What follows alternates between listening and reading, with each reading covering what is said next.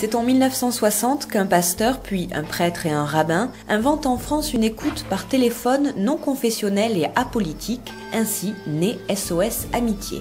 Un demi-siècle plus tard, l'association répond à plus de 700 000 appels par an. Des femmes, majoritairement, mais aussi des jeunes, beaucoup. Les raisons sont multiples. Solitude, dépression, deuil, rupture, chacun son histoire et chacun sa façon d'appeler SOS Amitié. Les jeunes utilisent plus facilement le chat ou la messagerie, alors que certains préfèrent le contact téléphonique.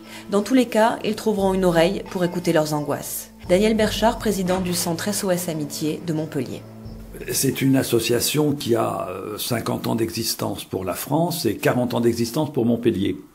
Ce sont donc des associations qui sont généralement régionales et qui sont regroupées en une fédération nationale. Il y a au niveau du territoire national environ une cinquantaine de postes d'écoute. Et l'objectif essentiel de SOS Amitié, c'est une association donc reconnue d'utilité publique depuis 1967 et dont les objectifs sont la lutte contre l'isolement, la prévention du suicide, la création de liens grâce à la parole et à l'écoute. Cette écoute téléphonique, au départ, se fait bien sûr avec un certain nombre de conditions éthiques, à savoir confidentialité, anonymat extrêmement strict, etc.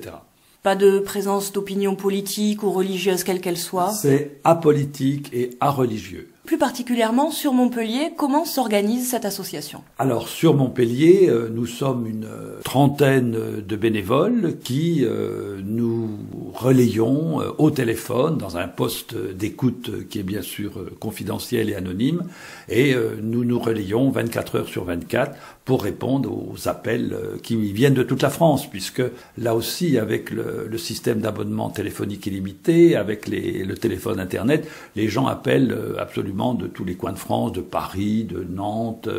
On n'a plus du tout une vocation d'appel qui est typiquement et exclusivement régionale. Nous sommes généralement saturés par le nombre d'appels. Donc, quelqu'un va essayer d'appeler Paris, qui est très demandé, donc saturé. Ça sonne occupé, on va essayer d'appeler, je dis n'importe quoi, Grenoble. Grenoble sonne aussi occupé, on va appeler Montpellier. On est effectivement dans un système où on répond aux appels qui viennent pratiquement toute la France. Justement, ces personnes vous appellent pour exprimer un mal-être, une solitude, mais qu'est-ce qu'ils viennent chercher finalement? J'ai envie de dire, ils viennent chercher un lien, ils viennent chercher du lien, ils viennent chercher aussi quelqu'un qui puisse les écouter. Parce que finalement, on est dans une société qui multiplie les moyens de communication, Internet, les téléphones portables, etc. Finalement, ça ne crée pas de lien véritable. On est dans un monde, voire Facebook, qui est quand même un petit peu virtuel.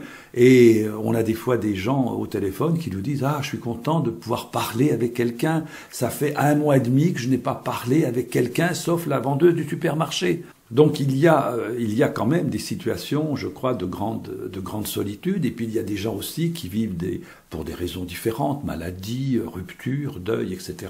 Des situations d'angoisse extrêmement fortes. Et parler, mettre des mots MOTS sur des mots MAUX, c'est un peu le slogan de SOS, permet là aussi de desserrer l'angoisse. L'objectif de cette écoute est justement de desserrer l'angoisse de la personne qui appelle, lui permettre aussi de clarifier sa situation et aussi de prendre du recul et de mieux analyser le réseau, le tissu relationnel dans lequel elle est parfois très empêtrée et très angoissée. Alors, vous écoutez, est-ce qu'il vous arrive de conseiller également? En principe, nous devons éviter le conseil, parce qu'il faut que la personne arrive à prendre sa propre décision. On ne donnera pas de conseils, on évitera au maximum de donner des conseils, malgré parfois des demandes très fortes et très précises des personnes. On va davantage chercher à essayer peut-être de la questionner à ce qu'elle puisse effectivement déblayer un petit peu la situation sentimentale ou relationnelle dans laquelle elle est un petit peu empêtrée, prendre du recul, prendre de l'analyse et ensuite à partir de là pouvoir elle-même mettre en place sa propre démarche. On insiste beaucoup là-dessus.